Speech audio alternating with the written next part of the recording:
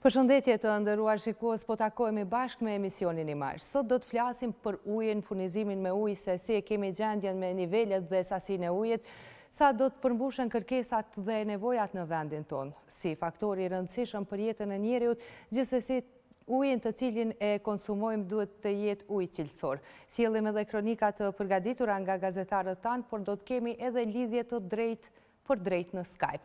Për të diskutuar rreth kësaj teme të ftuar në studio kam zotëri Bashkim Kastratin, është hidrolog i lartë në Institutin Hidrometeorologjik të Kosovës. Mirë se erdhët. Mirë se zgjetëm, faleminderit për ftesën. Dhe në anën tjetër kam zotëri Agron Shala, është udhëheqës i sektorit për monitorimin e cilësisë së ujrave, po ashtu në Institutin Hidrometeorologjik. Mirë se erdhët. Mirë se zgjetëm, faleminderit për ftesën. Faleminderit për praninë tuaj në studio sot, por fillimisht unë preferoj të ndjekim një kronik të përgatitur, ku e sjell kolegu Enver Gashi, ku uji është burim i jetës, prandaj përdorimi i tij duhet të jetë racional.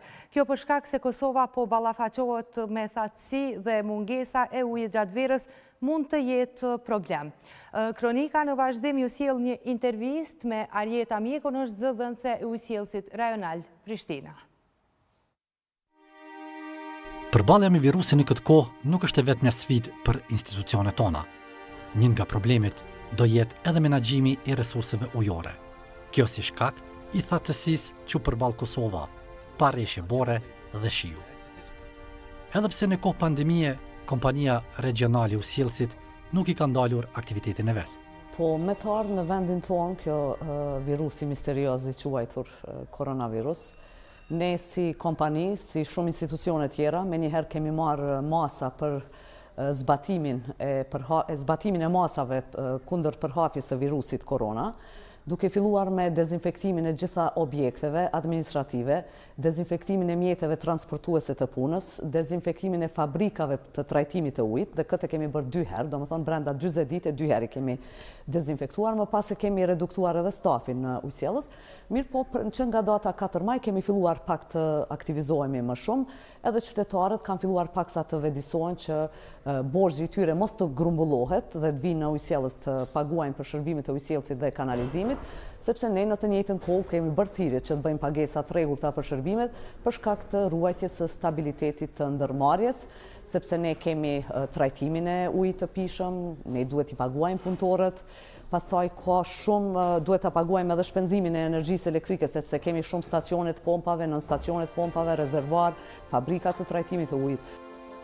2 liçenet akumuluese, Batllava dhe Badovci, për momentin regjistrojnë mungesë të ujit me 7 deri në 10 metra nga maksimumi. Ndërkaq sa i përket nivelit të ujit në liçenet akumuluese prej nga furnizohen qytetarët tanë, Batllava dhe Badovci, si dhe sistemi i shkabajve, ku uji fillestar merret nga liçeni i Imanit. Liçenin e Battlavës dhe Badovcit e kemi diku, Badovci është minus 10.5 metra nën kotën e kapërderdhjes, pra nën kotën maksimale. Ndërkaq nivelin e ujit në liçenin e Battlavës e kemi pak më mirë se sa në liçenin e Badovcit, kemi minus 7.3 centimetra nën kotën maksimale. Ne kemi qëndruar shumë gjatë në shtëpi tona dhe në të njëjtën kohë kemi bërë thirrje qytetarëve që duhet ta mbajnë higjienën personale, duke i larë duart vazhdimisht me ujë të pishëm përmes krojeve të tyre, por në të njëjtën kohë që ujin të mos e çojnë dëm. Asnjë pikë ujë të mos shkojë dëm. Ta shpenzojnë atë racionalisht, sepse ne kur e shfrytëzojmë ujin, ndoshta shpreha më e mirë është ta shpenzojmë racionalisht sesa ta kursejmë ujin. Domethënë ne duhet ta përdorim ujin e pishëm në mënyrë sa më të drejtë. Nëse e bën një krahasim me vitin 2013, fundi viti 2013 dhe fillimi i vitit 2014, i kemi pas në gjendje mjaft shqetësuese nivelin e ujit në liçenet akumuluese diku minus 14 metra e gjysmë nën kotën maksimale, por fatmirësisht në më 8 maj diku, më 8 prill të atij viti ka filluar të ketë rreshje dhe brenda 5 dite është arritur kota maksimale. Ndërkaq sot e kemi niveli i ujit është pak shqetësues, sepse tash edhe nuk po kemi rreshje në bazë të temperaturave në vendin tonë, vendi po shkon vetëm duke u nxjerrë edhe më shumë.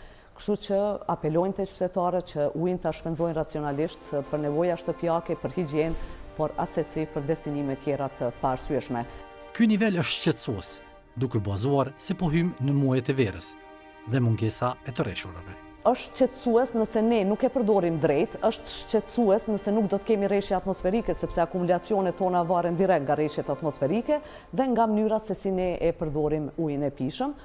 Mirë po, reduktime deri më tash nuk kemi pas, nuk kemi duke aplikuar reduktime, përveç ne ndërprejmë ujin kur jemi duke punuar në ndonjë riparim të rrjetit primar, sekondar apo terciar të ujësjellësit, i njoftojmë qytetarët që do ta ndërprejmë ujin deri në sanimin e defektit, por reduktime nuk kemi duke aplikuar në asnjë zonë. Deri në fund nuk mund të them se priten, do të shohim varësisht nga rreshtet atmosferike se si do të jenë temperaturat, po ashtu edhe nga përdorimi i ujit të pishëm, mirë po ne nuk kemi marrë ndonjë vendim për ndonjë reduktim. Varësisht nga situata do shohim se çfarë do të bëjmë. Kosova krahasuar me rajonin ka më pak ujë të pishëm. Gjithashtu në Kosovë nuk ka mjaftueshëm liçene akumuluese, prandaj burimet e ujit janë të kufizuara.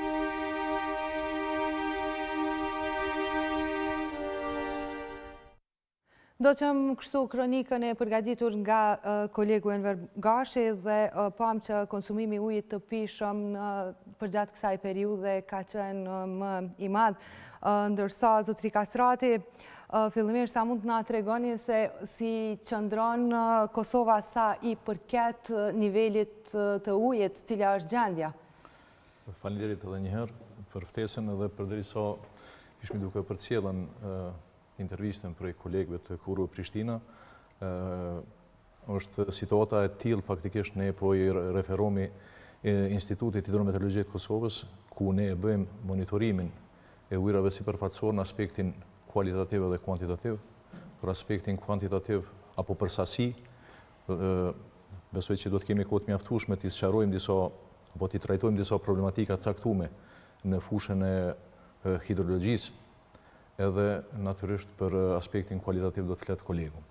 Në këtë aspekt ne në vazhdimsi e bëjmë përcjelljen e regjimit të lumeve të Kosovës me një dinamikë të caktuar të matjeve, edhe të cilat bëhen për stacionet hidrometrike, të cilat janë të vendosura në pellgjet, gjithsesi në lumet kryesorë të Kosovës. Veprimtaria jonë faktikisht ka filluar qysh nga viti 2002, ku fillimisht rrjetin monitorues hidrologjik e kemi gjetë në situatë katastrofale pas lutës, do të thonë gjithçka ka qenë dëmtuar, por me angazhim do të thotë të stafit, institucioneve, të ministrisë e tjerë, deri më tani kemi arritur që atë ta rinkëmi, ta organizojmë edhe ta antarësojmë në institucione të ndryshme ndërkombëtare, normalisht me shkëmbim të informacioneve, domethënë edhe të dhanave tjerë.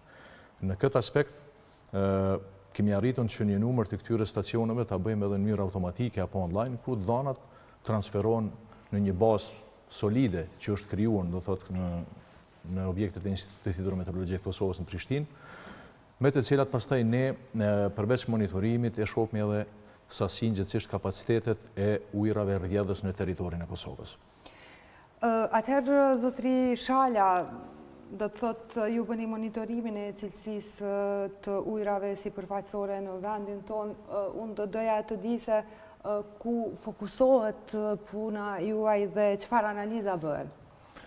Po, realisht do të instituti është një aktivitet i veçantë i institutit i cili bën monitorimin e ujrave sipërfaqësore në Kosovë.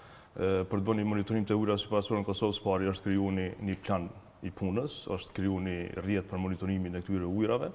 Do të thotë janë caktuar 57 vend mostrime në të cilat ekipa do të përgatitet, i merr pajisjet se duhet më shku me bamate për të bënë monitorim për ditën e cilësi, ajo që të bazohet në marrjen e mostrave dhe në punimin e tyre në laborator, në analizat e tyre, cila është organizuar në baza mujore për shumicën e këtyre pikave, zakonisht ato ku ne mendojmë se janë më të ndotura, përderisa të burimet e lumeve që janë 22 sosh, që janë edhe pika referente për neve, do të ato i bëjmë 2 herë në vit.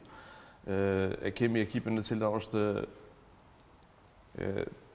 e autorizuar që të merr pajisjet, të përgatit pajisjet, të merr enet mostruese, të shkojë te vend mostrimi, të nxjerrë mostrën, të bëjë disa mote aty në vend, për arsye se janë mote që të duhet bën në vendin ku mirret mostra, pastaj të bëhet konservimi i tyre, transporti i tyre deri në laborator. Atëherë, edhe nga kronika pam që do të ketë ndoshta mungesë të ujit të pishëm gjatë sezonit të verës, por përgjithsisht nga çfarë varet niveli i ujit dhe sasia e ujit në vendin tonë, dhe cilat janë pritjet realisht për këtë vit? Kompanitë rajonale, fatmirësisht ne kemi një bashkëpunim me ato qysh prej fillimit dhe zbashkarisht edhe kemi bërë trajnime të ndryshme në fushën e menaxhimit resurseve ujore apo në fushën e menaxhimit të thatësirave. Të gjitha kompanitë rajonale janë të përgatitura faktikisht, domethënë me projekte konkrete ku janë gjatë situatave emergjente ose gjatë situatave thatësirave të dinë se si me i menaxhu. Mirë po, autoriteti të në është vetëm se në nivel të caktuar, ndërsa në nivel të pellgjeve janë autoritetet tjera në kuadër të Ministrisë së Mjedisit, ndërsa ne si institut gjithë ato matje të cilat i bëjnë për rrjedhat lumore apo rrjedhat ujore, të cilat normalisht i furnizojnë akumulacionet kryesore, për të cilave furnizojnë banorët e Kosovës me ujë, ne përpiqemi do të thotë që t'i monitorojmë, t'i dimë se sa rrjedh aktualisht në baza ditore është duke rrjedhur në ato akumulacione, në mënyrë që në fazat caktuara t'i informojmë edhe autoritetet përkatëse, në këtë rast të kompanive të sjellëve rajonal, se situata do të thotë mund të përkeçohet apo mund të priten, kemi pas raste do të thotë vitin 2014, faktikisht e kemi pas një thatësi e cila është përcjellën prej muajve të fundit, të vitit 2013 dhe deri në prill 2014 ka qenë situata pothuajse e njëjtë sikur si e kemi tani. Mirë po në atë kohë ndodhi një mrekulli ku gjatë muajit prill kemi pasën sasi shumë të mëdha treshjeve dhe ai deficit i cili ishte në bazenet, gjithsesi në liçejt akumulues, ajo u kompenzua dhe u mbush më njëherë.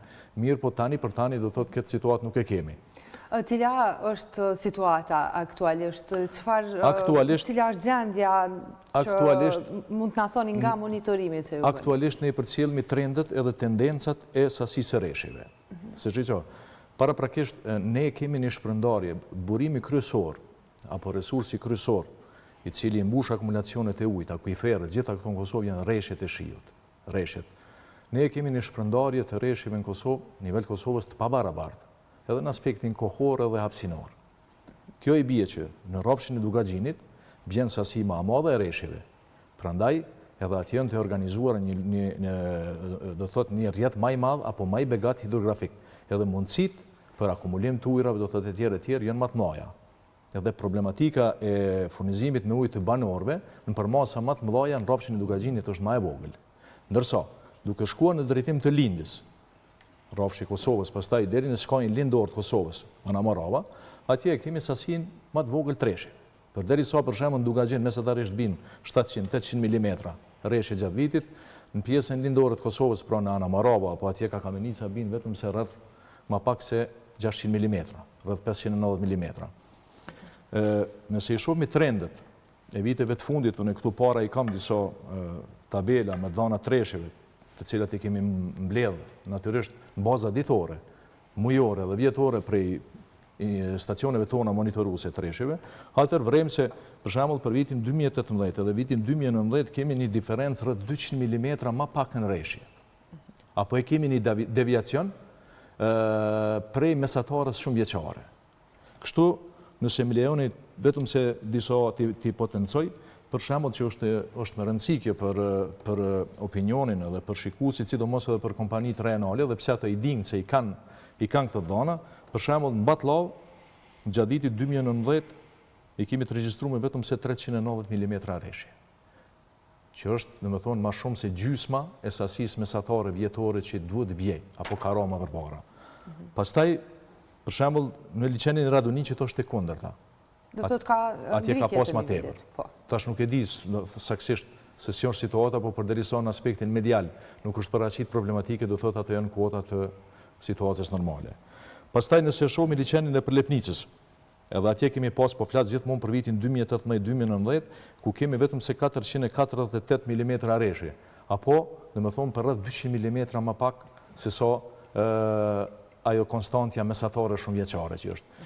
Prandaj kur i llogaritmi këto dy vite të fundit, 2018 dhe 2019, me këtë deficit të rreshjeve, atëherë normalisht deri diku me një farmacie të caktuar liçenin e përlepnisës, pasi që pjesa e gjelanit, do thotë furnizohet prej atij akumulacioni me ujë, e ka përmirësuar situata e rreshive të borës, të vonshme që ishin në këtë pranverë, edhe sasia e rreshive. Mirë po, nuk është ajo absolutisht e mjaftueshme. Ndërsa problematikë më e madhe aktualisht edhe ndoshta edhe mujt në vazhdim, do të paraqiten në liçenit akumulues të cilat e furnizojnë pjesën e Kosovës, siç është Badocia dhe Batlava. Duhet të kyçim drejt për drejt, kemi një mysafir tjetër të ftuar me Skype, është zotri Agron Bektashi, ekspert mjedisor, dhe pastaj padyshim do të rikthehemi në studio për ta vazhduar bisedën. A e kam zotri Bektashin në lidhje? Mirdita gjithë. Përshëndetje, zotri Agron. Përshëndetje. Faleminderit që jeni pjesë e këtij emisioni përmes Skype. Po flasim për nivelin dhe monitorimin e cilësisë së ujit në vendin ton, por fillimisht dua t'ju pyes sepse ju jeni ekspert mjedisor. Cila është gjendja e liçeneve nga furnizohemi me ujë të pishëm? Po, me siguri edhe si musafir të cekën resurset e përgjithshme në Kosovë, posaçërisht 2 pellgjeve, respektivisht 3 pellgjeve që i bie në pellgun e Sitnicës, Moravës, Binqës edhe Lepencit, kryesisht varen nga rreshtet atmosferike, kështu që edhe sasia e ujit në akumulacione i mas të madhe varet nga bora dhe nga shiu. 2-3 vjetët e fundit jem dëshimtar të një rreshjeve të dopta që kanë ndiku mjaft në rënjën e nivelit kryesisht të Batllav-Badoc, por edhe në Përlepnicë. Kohë fundit është përmirësuar pak me këto rreshjet e fundit, por në përgjithësi rreshjet viteve të fundit kanë qenë dopta. Kosova bjen shtetet me domethënë me resurse ujore të limituara, nuk duhet të them të varfëra, po të limituara, edhe për fat keq shumica resurse flas për akumulacionet varen nga rreshtet atmosferike. Pra, edhe shpërndarja e resurseve ujore në Kosovë nuk është e barabartë. Derisa në pellgun e Drinit, pra, ku është qyteti i Gjakovës, Prizrenit, Pejës, Istogu, Deçani, sasit janë më të mëdha duke i falenderuar edhe burimeve nëntoksore. Në anën tjetër, rafshnalta e Kosovës është mjaft e atakuar edhe ballafaqohet me probleme posaçërisht në kohën e thatësive. Kjo i jep gjithashtu një rezultat ku bot edhe debalansimi mes nevojave dhe kapaciteteve, ku edhe shfrytëzimi i ujit nuk është i njëtrajtshme, domethënë edhe sipas shtrirjes të territorit edhe sipas nevojave edhe shtëpiake edhe të ekonomisë edhe industriale. Do doja të flasim pak për menaxhimin me resurset ujore dhe furnizimin me ujë të pishëm, zotri Bektashi. Si e vlerësoni, a ka menaxhim të mirë me resurse ujore? Adesi, mund të them se deri tani nuk kem pas ndonjë menaxhim të mirë, sepse krejt industria e ujit, domethënë menaxhimi është bërë në mënyrë parciale.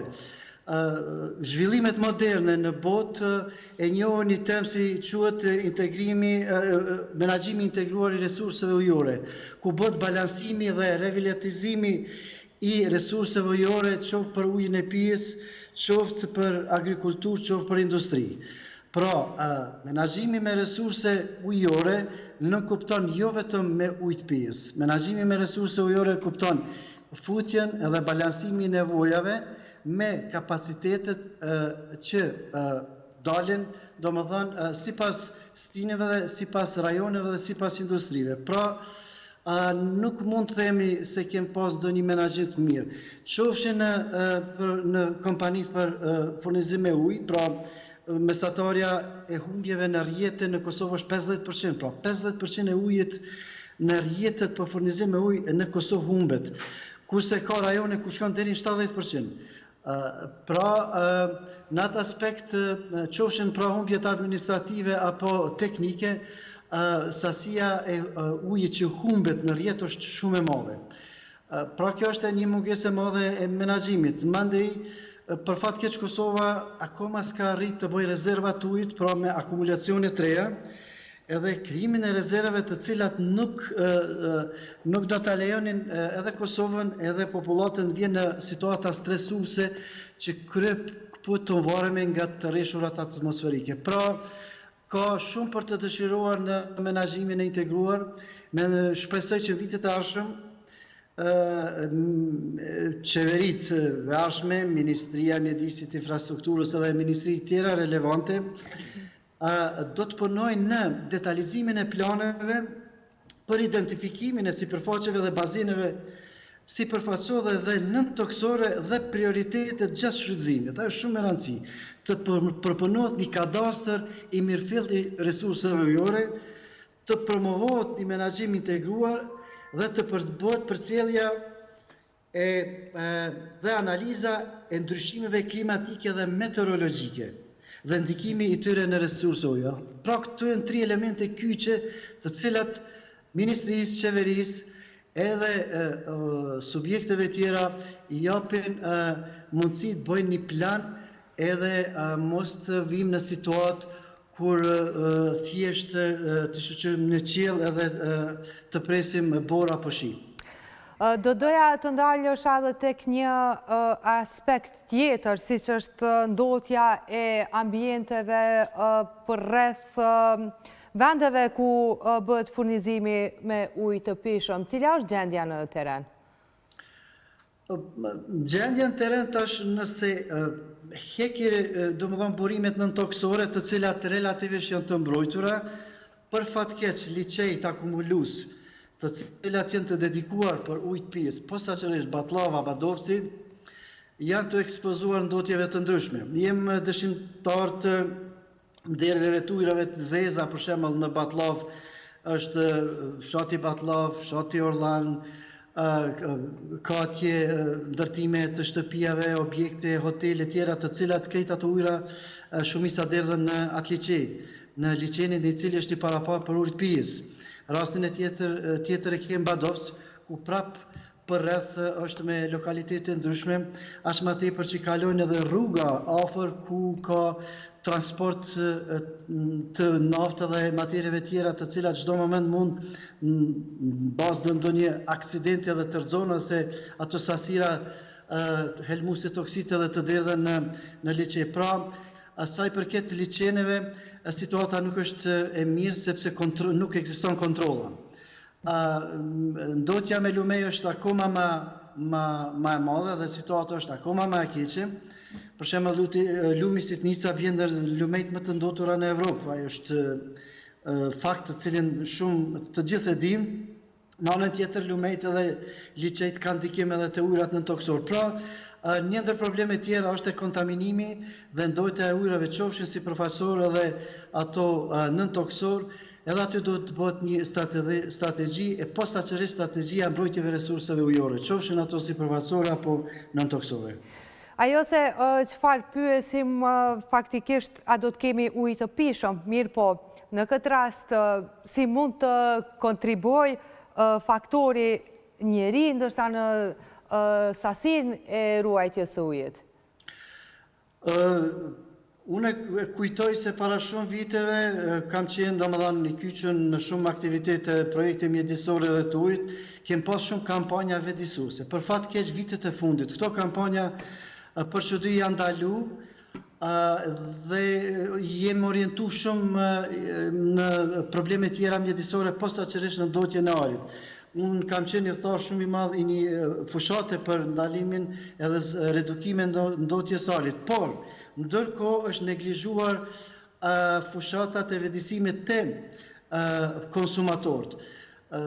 Pra, qeveria, respektivisht ministritë dhe institucionet relevante, bashkëpunim me shoqërinë civile, me organizatet, domethënë jo qeveritare, mund të bëjnë shumë në një plan të përbashkët në ngritjen e vetëdijës të konsumatorëve, pra në kursimin e ujit dhe në menaxhimin familjar të ujit. Ashtu siç tani në për shkolla nxënësit kanë filluar të mësojnë për ruajtjen e mjedisit edhe për mosndotjen e ajrit, unë mendoj se kursimi i ujit duhet të jetë një ndër tematikat shumë e rëndësishme, sepse kursimi i ujit duhet të jetë kulturë që nga domethënë që nga foshnjore, që nga shkolla fillore, edhe duhet të jetë një mesazh i fortë nga i organizuar, pra nga shoqëria civile edhe nga strukturat qeveritare, me një plan detaj si të kursohet uji, pse të kursohet uji dhe ç'është rëndësia e kursimit të ujit. Zotëria Agroni, ju falemderit shumë për këtë intervistë me Skype, falemderit për kontributin tuaj kështu. Jo, falemderit, ju përshëndes. Falemderit shumë. Pra patëm në këtë linjë të drejt për drejt, zotëri Agron Bektashin, ndërsa do doja t'ju pyes të ndalëshim pak tek cilësia. Cila është cilësia e këtyre ujrave nga analizat që ju bëni? Çfarë na tregojnë? Do thotë, siç e thënë më herët, do të kjo është edhe arsyeja pse ne bëjmë analizat pikërisht për të ditë se çfarë cilësie kanë ujrat të cilat rrjedhin nëpër lumetet tonë edhe nëpër liçejtë tonë. Megjithëse liçejt janë të shfrytzuesme nga kompanitë të cilat ofrojnë ujë, ato dhe monitoron për tyne, do të ne kemi heqë dorë nga monitorim, përpos se nëse kemi ndonjë kërkesë të veçantë, sikur që kemi pas në disa raste, ndërsa cilësia ujrave të lumeve të cilat rrjedhin ndryshon dot nga stacion në stacion, nga pozita në pozitë vetë lumit, si thashë ne kemi disa profile në brenda në lumit ku bëjmë ne monitorimin e këtyre ujra për cilësi. Do të fillojmë nga burimi, që nga përvoja ime deri me tani të gjitha mostrat që janë marrë në burimet të lumeve të Kosovës, të gjitha kanë rezultuar me cilësi shumë të mirë. Do të nuk kemi pas as edhe një herë që një parametër cili do të qoftë me pas një ngritje që ti te kaloj vlerat të cilat janë të lejueshme. Pastaj profile tjera të cilat ne kemi caktuar për monitorim cilësisë të ujrave të lumeve, janë pasi që ato lumet i kalojnë vendbanimet. Kryesisht vendbanimet të mëdha, edhe do të thotë pasi që të shkarkohen ujrat e ndotur nga këto vendbanime, atëherë cilësia e ujit veç fillon të zbehet. Kjo cilësi e ujit është lidhur edhe me këto me parafolësit edhe me kolegun tim. Do të thotë në pjesët ku kemi na rreshje dhe ku kemi sasi të ujra më të mëdha, do të thotë edhe dotja e ujrave është më e vogël. Për shkak se gjithmonë dotja që lirohet në trupat ujor të lumeve, do të ajo bëhet përzimja dhe bëhet hullimi i ndotjes, dhe do të thotë nuk është ndonjë ndotje e madhe. Ndërsa të pjesët tjera, ku sasia e ujrave është e vogël, do të edhe ndotja është shumë e madhe. Ndotja më e madhe që ne e kemi në memotet tona, me analizat e tona, është lumi i Prishtinës, ose siç i kanë thënë Prishtevka përpara, i cili lum është pothuajse mos i themi lum, për shkak se ka një rrjedhë shumë të vogël, edhe pastaj qyteti i Prishtinës ato krijon me vetë në një lum, po e krijon në një kanalizim të vërtetë. Edhe do të thotë gjithmonë parametra sa herë që ti analizojmë pavarësisht se çfarë sezoni është jashtëzakonisht i ndotur, i cili lum pastaj shkon edhe ndikon jashtëzakonisht shumë në ndotjen e lumit Sitnica, e që lumi Sitnica përmbledh pothuajse gjysmën e territorit të Kosovës, të shkarkimeve, edhe është një lum i cili më të vërtet ka një ndotje permanente, ku ato e vërtetojmë, do të thotë, nëse shkojmë dhe bëjmë një moti aty për aty që bëjmë edhe në asasinë e oksigjenit të tretën, që është një parametër shumë i rëndësishëm për cilësinë e ujit, gjithmonë është në vlera të vogla. Nga gjithë monitorimi që bëhet, faktikisht cilat janë ato kushtet klimatike që presin të ndodhin përgjatë kësaj periudhe në vendin tonë, dhe apritet të kemi nivel më të lartë të ujit? Regjimi nivele dhe i prurjeve është i lidhur me sasinë e rreshjeve, që fatkeqësisht në Kosovë ky nuk është i barabartë. Do të thotë nivelet më të larta, në këtë rast edhe prurjet më të larta në lumejt e Kosovës, se nuk e tham fillim, Kosova ka rrjet fatmirësisht, e ka një rrjet hidrografik autokton.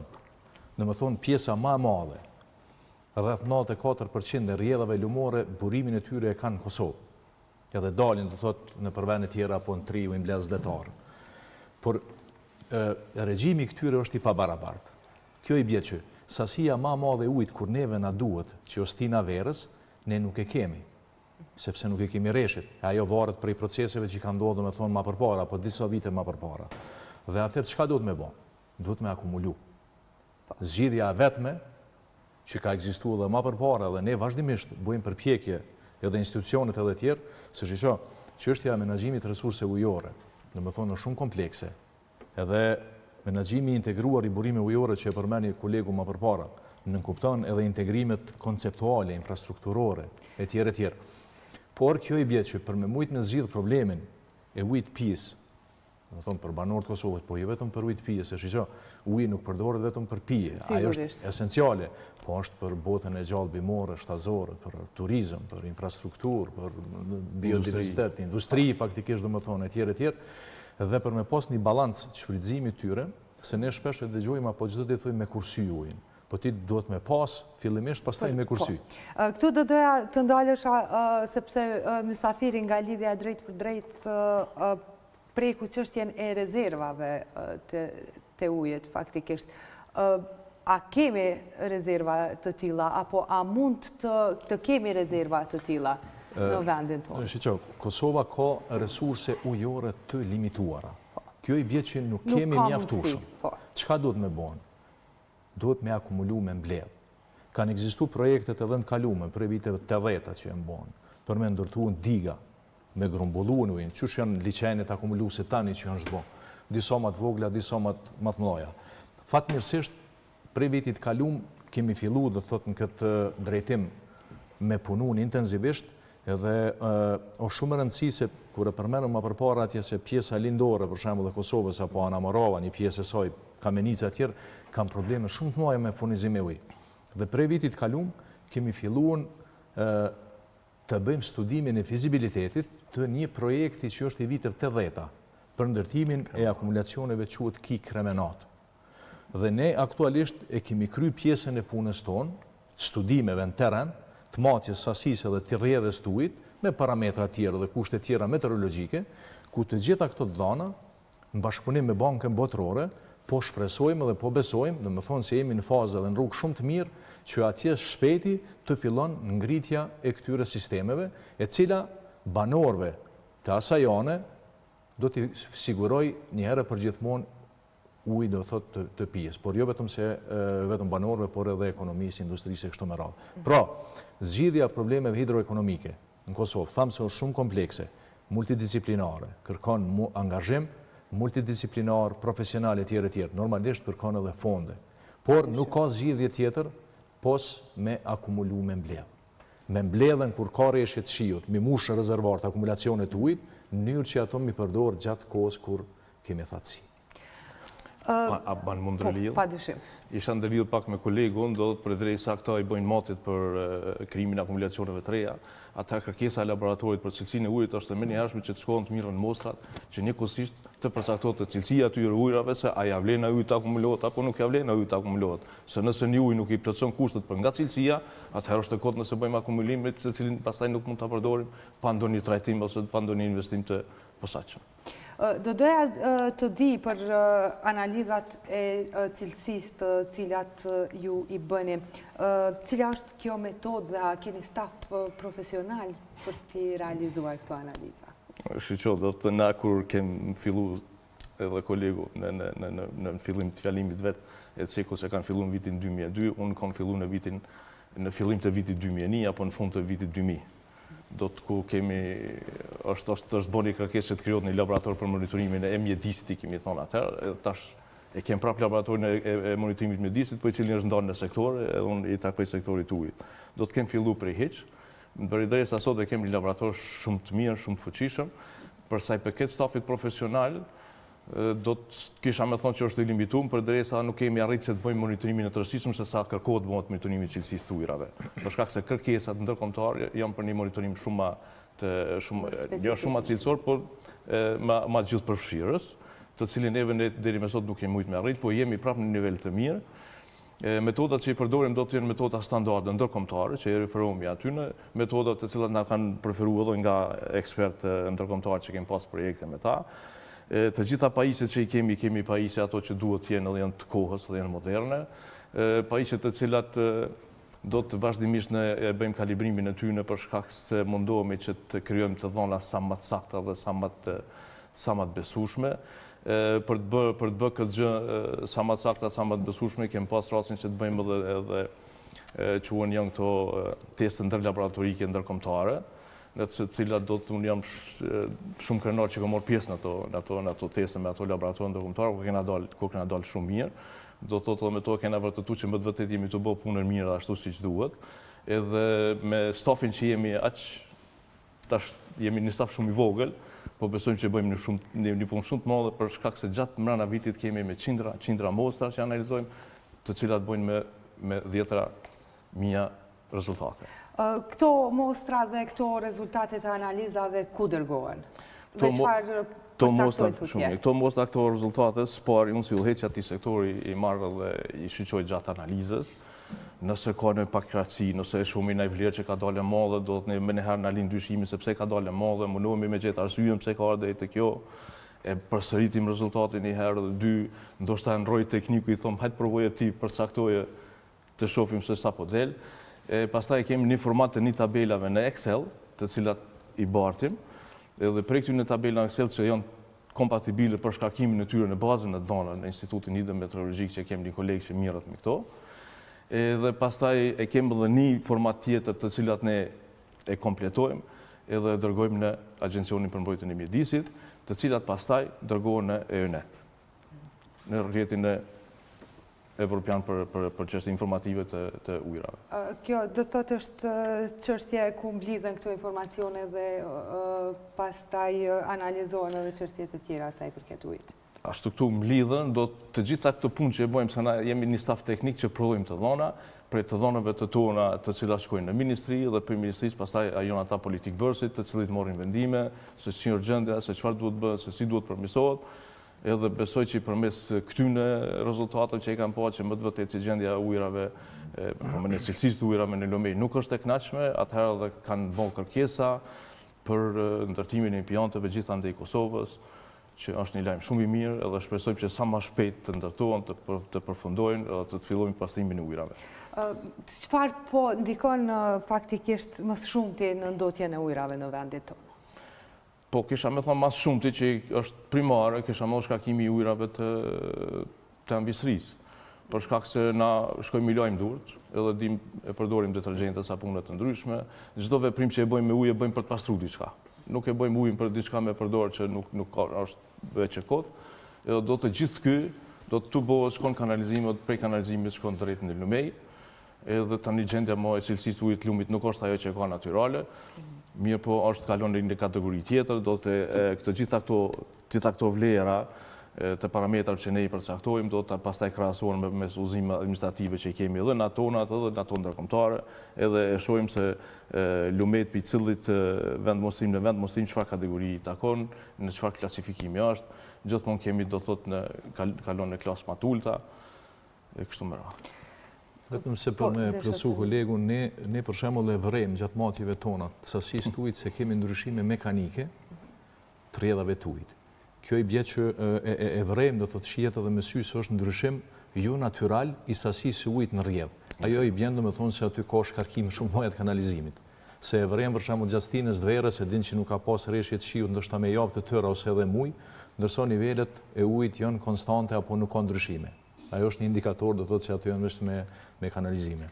Edhe tani çështje tjetër do të më lidh te çështja e stafit apo e kuadrove. Në institut, faktikisht secili sektor i ka specifikat e veta. Prandaj në vazhdimsi ne kemi pas probleme me staf edhe me kuadro. Sepse një hidrolog ose një meteorolog ose një specialist të ujrave tjerë nuk mundesh me krijuar shumë shpejt nevojitet shumë kohë gjatë me trajnime adekuate në për Evropë edhe në për institucione do thotë shkencore edhe akademike për me mujt me bo. Mirë po edhe për kundër këtyre faktikisht janë bërë punë shumë pozitive edhe punë shumë të mira, sepse vetë fakti i bashkëpunimit të shkëlqyshëm me vendet e rajonit që e kemi për shembull me Gizin Gjerman, me Shqipërinë, Maqedoninë dhe me Malin e Zi, në bazë ditore i shkëmbejmë informacionet tona meteorologjike dhe hidrologjike, sidomos për pellgun e Drinit, pasi që na integron me një aspekt në aspektin hidrografik dhe hidrologjik, kemi në bazë ditore shkëmbim të informacioneve, me çastje online, domethënë në platformat të cilat veç tani këto ekzistojnë. Ajo se çfarë më shumti ndoshta na shqetëson është uji i pishëm, se a do të kemi faktikisht ujë të pishëm mjaftueshëm këtë vit. Çfarë na premtojnë nivelet dhe sasia e ujit si vjet? Duam të di më konkretisht dhe çfarë e përcakton pastaj nivelin e ujit të pishëm për gjatë kësaj periudhe. Shqyqo, këto e diskutuam deri me tani. Faktikisht edhe unë jam shumë i bindur edhe i sigurt se kompanitë e ujësjellësve rajonale ato kanë filluar ta bëjnë planin e menaxhimit këtyre situatave, mirë po në bazë të parametrave aktual hidrologjik, të cilët ne jemi duke i monitoruar, edhe kjo situatë do të thotë gjatë kësaj vere do të kalohet. Normalisht, tashti është çështje e ujësjellësve rajonal të reduktimeve të ujit e tjerë, por do të thotë kjo situatë do të kalohet.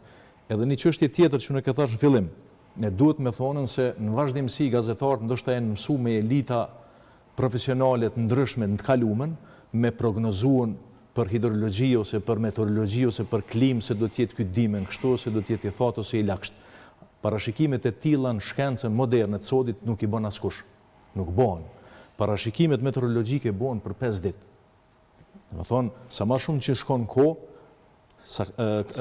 do të thotë cilësia edhe saktësia e tyre bjen.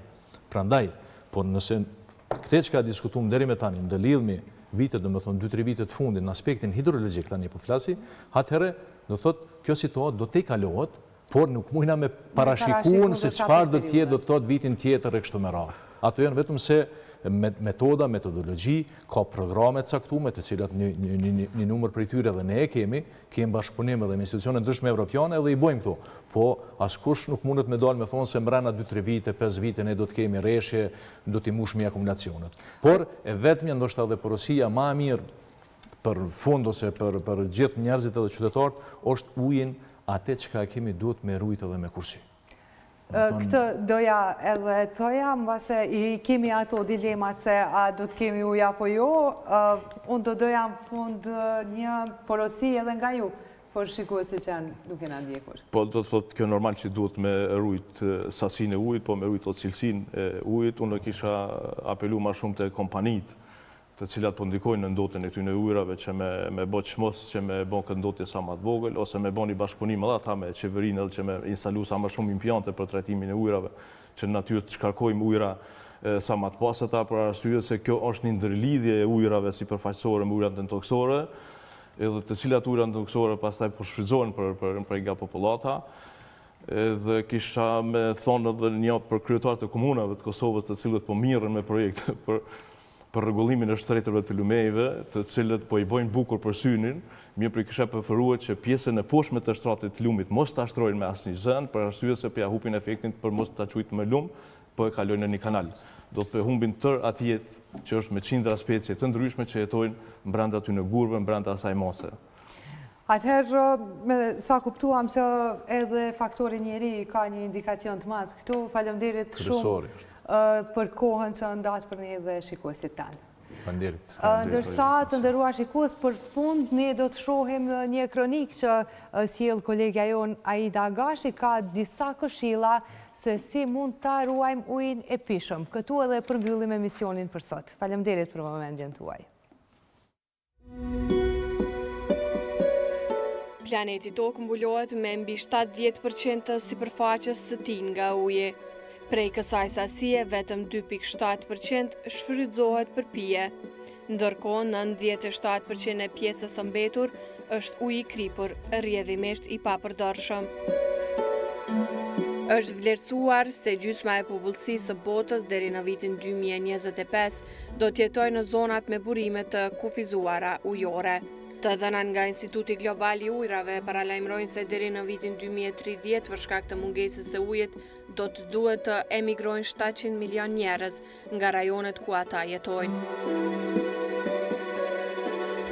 Në mesin e elementeve që po ndikojnë në zvoglimin e rezervave të ujit në botë, por edhe në vendin tonë, të shkaktuar nga faktorë të ndryshëm e në masë të madhe nga njeriu, janë ndryshimet e shpejta klimatike, rritja e popullatës, niveli i lartë i përdorimit të ujit në bujqësi dhe rritja e ndotjes. Çdo person përdor mesatarisht 160 litra ujë çdo ditë. Për punët e shtëpisë përdoren mesatarisht 3500 litra ujë në javë. 25 litra ujë shpenzojmë kur bëjmë dush. 60 litra ujë i shpenzojmë sa herë vendosim në punë makinën larëse të rrobave. 5 litra ujë për të larë pjatat në shtëpi. 10 litra ujë sa herë të shtypim butonin e shkarkimit të tualetit. Ndërsa rubineti cili pikon pik, pa i kushtuar askush vëmendje, harxhon afërsisht 283 deri në 387 litra ujë në javë. Duke i analizuar këto veprime të cilat po ndikojnë në mungesë të ujit, nevoja për të gjetur mënyrat e duhura për të kursyer këtë resurs natyror është më se e domosdoshme. Institucione dhe ekipe të ndryshme të ekspertëve të kësaj lëmie kanë dalë me propozime se si mund të kursejmë ujin dhe rrjedhimisht t'i ruajmë burimet e ujit. Disa veprime tona të kujdesshme që nuk do të ndryshonin asgjë në përditshmërinë tonë na bëjnë që të kursejmë sasi të madhe të ujit. Ajo çka duhet të bëjmë ne që të kursejmë ujë është që mos të lejojmë rrjedhje të kohë të ujit nga rubineti, të mos e përdorim ujin e pishëm për të larë makinat, të mos e përdorim ujin e pishëm për ndërtime të shumta në qytet, të mos i pastrojmë trotuaret me ujë të pishëm, të mos harrojmë të mbyllim rubinetin derisa pastrojmë dhëmbët, të mos ujisim lulet me ujë të pishëm, si dhe ta paguajmë rregullisht ujin që konsumojmë. Një person mund të jetojë rreth 1 muaj pa ushqim, por vetëm disa ditë pa ujë.